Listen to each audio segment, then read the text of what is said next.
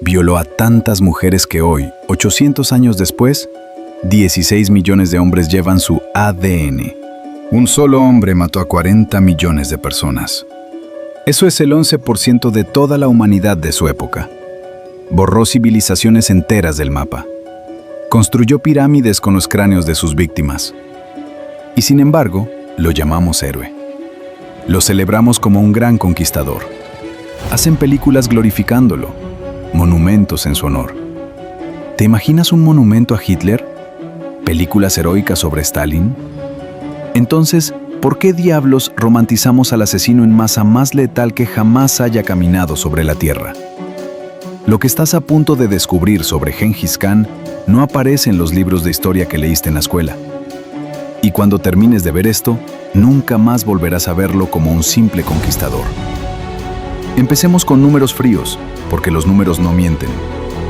Entre 1206 y 1227, el Imperio Mongol bajo el mando de Gengis Khan asesinó aproximadamente 40 millones de seres humanos. 40 millones. Para que lo dimensiones, eso es más que toda la población actual de Canadá. Es casi el doble de las víctimas del Holocausto. Y estamos hablando de una época donde la población mundial total era apenas de 400 millones. Eso significa que 1 de cada 9 humanos en el planeta fue exterminado directa o indirectamente por este hombre y sus hordas. No estamos hablando de bajas en batalla. Estamos hablando de genocidio sistemático, planificado, ejecutado con precisión quirúrgica. Ciudades enteras fueron borradas. No conquistadas, borradas, como si nunca hubieran existido. Tomemos un solo ejemplo para que entiendas la magnitud del horror. La ciudad de Nishapur, en lo que hoy es Irán. Cuando los mongoles llegaron en 1221, era una metrópolis próspera de 1.700.000 personas. El yerno favorito de Gengis Khan murió en el asedio. ¿Sabes qué hizo Gengis como venganza? Ordenó que cada mongol debía decapitar personalmente a 24 personas. Hombres, mujeres, niños, ancianos. No importaba. 24 cabezas por soldado. Después, para asegurarse de que nadie fingiera estar muerto, ordenó que los perros y gatos también fueran ejecutados. Nishapur dejó de existir. 1.700.000 personas masacradas en cuestión de días. Y con sus cráneos construyeron pirámides. Montañas de huesos humanos como advertencia para cualquiera que pensara en resistirse. Eso no es guerra. Eso es exterminio industrial. Pero aquí está lo verdaderamente escalofriante. No era crueldad impulsiva. Era estrategia calculada. Gengis Khan perfeccionó el arte del terror psicológico. Su sistema era simple y brutal.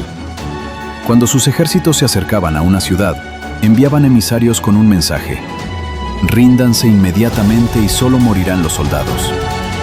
Resistan, y cada hombre, mujer y niño será torturado y ejecutado.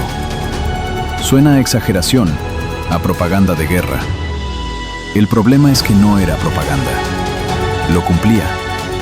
Cada maldita vez. Ciudades que se rendían eran saqueadas, pero sobrevivían. Ciudades que resistían desaparecían del mapa. La ciudad de Merv, una de las más grandes del mundo en ese momento, resistió. 1.300.000 personas fueron sistemáticamente asesinadas. Los mongoles tardaron 13 días en matarlos a todos. 13 días de matanza ininterrumpida. Y funcionó. Después de Merv, las ciudades empezaron a rendirse sin pelear. El terror era su arma más efectiva. Y luego está lo que hizo con las mujeres. Esto es algo que los documentales románticos sobre Gengis Khan convenientemente omiten. Gengis Khan no solo conquistaba territorios, conquistaba biológicamente. Tenía un harén de miles de mujeres. Miles. No estamos hablando de matrimonios consensuados. Estamos hablando de violaciones sistemáticas como herramienta de dominación. Pero va mucho más allá. Sus soldados tenían órdenes explícitas. Las mujeres de las ciudades conquistadas eran botín de guerra. Violaciones masivas después de cada conquista. No era un efecto secundario de la guerra. era política oficial, y la evidencia genética es irrefutable. Un estudio publicado en el American Journal of Human Genetics en 2003 reveló que aproximadamente 16 millones de hombres vivos hoy llevan el cromosoma Y de Gengis Khan. 16 millones. Es decir, 1 de cada 200 hombres en el planeta es descendiente directo de un violador en masa del siglo XIII. Déjame repetirlo. El violador más exitoso de la historia humana es celebrado como un héroe en Mongolia y romantizado en Occidente. Ahora hablemos de algo que probablemente nunca escuchaste y que suena a ciencia ficción, pero está documentado científicamente. Gengis Khan mató tanta gente y destruyó tanta tierra cultivada que literalmente enfrió el planeta. No es broma. Un estudio del Instituto Carnegie en 2011 analizó núcleos de hielo y descubrió que durante las conquistas mongolas hubo una reducción medible de dióxido de carbono en la atmósfera. ¿Por qué?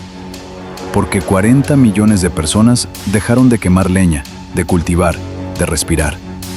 700 millones de toneladas de carbono fueron removidas de la atmósfera porque las tierras cultivadas se convirtieron en bosques al no haber nadie que las trabajara. Gengis Khan cometió un genocidio tan masivo que cambió el clima global. Es el único ser humano en la historia cuya campaña de exterminio es visible en los registros geológicos del planeta. Piensa en eso. Mató tanta gente que la Tierra misma registró su paso. Y sin embargo, aquí está la parte que debería enfurecerte. Lo tratamos como un genio militar, como un gran líder. En Mongolia es un dios viviente. Tienen su rostro en billetes, su estatua gigante, museos en su honor. En Occidente hacemos películas donde es interpretado como un antihéroe complejo, un visionario incomprendido. ¿Te imaginas un billete con la cara de Hitler? ¿Una estatua de Stalin de 40 metros de altura como atracción turística? Sería impensable. Y sin embargo, Gengis Khan, que mató a más gente que ambos combinados, recibe un trato completamente diferente. ¿Por qué? Porque pasó suficiente tiempo. Porque sus víctimas no eran europeas. Porque el genocidio asiático y de Medio Oriente no cuenta de la misma manera en nuestra conciencia colectiva.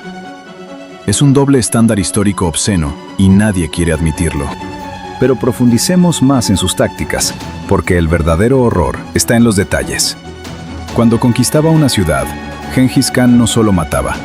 Primero separaba a las personas por habilidades. Artesanos, ingenieros, escribas, eran esclavizados y forzados a trabajar para el imperio mongol. El resto, la gente común, tenía dos destinos. Opción 1, ser usado como escudos humanos en el siguiente asedio. Sí, leíste bien. Los mongoles forzaban a civiles capturados a caminar al frente de sus ejércitos hacia las murallas enemigas para absorber flechas y aceite hirviendo. Opción 2. Ejecución masiva y metódica. No hablamos de batallas caóticas. Hablamos de formaciones organizadas donde cada soldado mongol tenía una cuota de ejecuciones. Como un trabajo de oficina, pero de asesinato. Y para asegurarse de que nadie escapara fingiendo estar muerto, cortaban las orejas de cada cadáver y las contaban. Miles, millones de orejas humanas apiladas como evidencia de cumplimiento de cuota. Luego estaba su guerra ambiental, algo que los comandantes modernos estudian con horror y fascinación. Cuando el imperio Khorasmio se atrevió a matar a sus embajadores, Gengis Khan no solo destruyó sus ciudades, destruyó su futuro. Ordenó que los sistemas de riego fueran demolidos, que los pozos fueran envenenados con cadáveres, que los campos fueran salados y quemados. Regiones enteras que habían sido el granero de civilizaciones se convirtieron en desiertos, y lo siguen siendo hoy. Hay zonas en Uzbekistán, Turkmenistán y Afganistán que nunca se recuperaron. 800 años después, todavía llevan las cicatrices de la devastación mongola. No solo mató a la generación presente, condenó a las generaciones futuras. Eso va más allá de la guerra. Es erradicación civilizacional. Y aquí viene algo que te va a perturbar aún más. Gran parte de lo que sabemos sobre la brutalidad mongola viene de las propias crónicas mongolas. No de sus enemigos exagerando, de ellos mismos. Se jactaban de ello. El genocidio era motivo de orgullo. Había competencias entre generales sobre quién podía acumular más cráneos. Las masacres eran celebradas en canciones y poemas mongoles como grandes hazañas. No sentían remordimiento. No lo veían como algo malo. Para ellos, el terror absoluto era eficiencia. Y funcionó. El imperio mongol se convirtió en el más grande imperio contiguo de la historia. Más grande que Roma. Más grande que cualquier otro imperio antes o después. Lo lograron porque nadie se atrevía a resistirlos. El terror era tan efectivo que ciudades a miles de kilómetros se rendían al solo escuchar que los mongoles venían. La reputación hacía el trabajo antes que los soldados. Entonces llegamos a la pregunta incómoda que nadie quiere hacer. ¿Es Gengis Khan diferente de Hitler? Ambos cometieron genocidio a escala masiva. Ambos usaron el terror como política de Estado. Ambos veían a ciertos grupos como inferiores y prescindibles. La única diferencia real es el tiempo. Han pasado 800 años desde Gengis Khan, solo 80 desde Hitler. Pero si el tiempo borra los crímenes, ¿en qué momento el genocidio se convierte en historia aceptable? ¿En 200 años haremos películas heroicas sobre los nazis? ¿Tendrán estatuas? Por supuesto que no. Entonces, ¿por qué lo permitimos con Gengis Khan? Quizás sea porque sus víctimas no se parecen a nosotros, porque fueron persas, chinos, árabes, no europeos. Y eso dice algo profundamente perturbador sobre cómo valoramos la vida humana dependiendo de dónde y cuándo ocurrió. Pero hay un último detalle que hace que toda esta historia sea aún más macabra.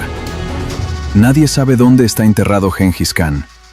Cuando murió en 1227, su cuerpo fue llevado a Mongolia y enterrado en una ubicación secreta. Todos los que participaron en el funeral, cientos de personas, fueron ejecutados para que no pudieran revelar la ubicación. Luego, el ejército cabalgó sobre la tumba repetidamente para borrar cualquier rastro. Árboles fueron plantados. El paisaje fue modificado. Y durante 800 años, nadie ha encontrado su tumba. Hay leyendas que dicen que está protegida por trampas mortales, que un río fue desviado para cubrir el sitio, que quien la encuentre será maldecido. Es apropiado, ¿no crees? El hombre que borró ciudades enteras del mapa también se borró a sí mismo de la historia física, como si incluso en la muerte quisiera mantener su aura de terror intocable. Así que aquí estamos, 800 años después, todavía viviendo en un mundo moldeado por su violencia. 16 millones de hombres llevan su código genético. Regiones enteras siguen despobladas. Sistemas de riego milenarios nunca fueron reconstruidos. Y seguimos llamándolo el Gran Khan. Seguimos enseñando a los niños sobre su brillante estrategia militar, sin mencionar las pirámides de cráneos. Seguimos romantizando a un hombre que personalmente ordenó la muerte de más seres humanos que cualquier otra persona antes de la era industrial. Y la pregunta más perturbadora de todas es esta. Si perdonamos esto, si lo romantizamos, si lo celebramos, ¿qué dice eso sobre nosotros? ¿Sobre nuestra capacidad de olvidar? ¿Sobre nuestra selectividad moral basada en geografía y tiempo? Tal vez la verdad más incómoda no es quién fue Gengis Khan, sino qué nos dice nuestra admiración por él sobre nuestra propia humanidad o la falta de ella. Si este video te impactó, si te hizo cuestionar algo que dabas por sentado, dale like. No porque te haya gustado lo que escuchaste, sino porque estas verdades necesitan ser dichas. Suscríbete si quieres más historias sin filtros, sin romantización, sin mentiras cómodas.